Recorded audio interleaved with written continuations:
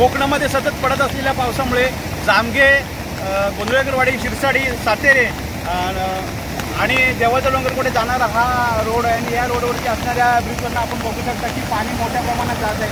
कोणत्याही प्रकारची वाहतूक या ब्रिजवरनं करता येत नाहीत की कित्येक वर्षापासून या पुलाची मागणी केली जाते आहे, पण याच्याकडे दुर्लक्ष करून केराची टोपली दाखवण्यात येत आहे की या सतत पडत असलेल्या पावसामुळे जर या ब्रिजवरनं लोकांचे संपर्क तुटत आहेत आणि कोणत्याही प्रकारचा मार्ग त्यांना नसल्यामुळे त्यांचे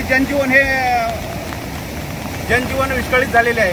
जर या ब्रिजची जर उंची वाढवण्यात आली असती तर त्यांची जी होणारी गैरसोय आणि त्यांचा जो गावापासून तुटणारा संपर्क आहे तो तुटला नसता आणि हा जर ब्रिज लवकर झाला तर इथं राहणारे जे नागरिक आहेत त्यांचे जे जाण्या येण्याचा मार्ग आहे आणि शाळेत जे कॉलेजला जाणारी जी मुलं आहेत या ब्रिजवरनं जर पाणी गेला तर त्या विद्यार्थ्यांना सुट्टी घ्यावी लागते।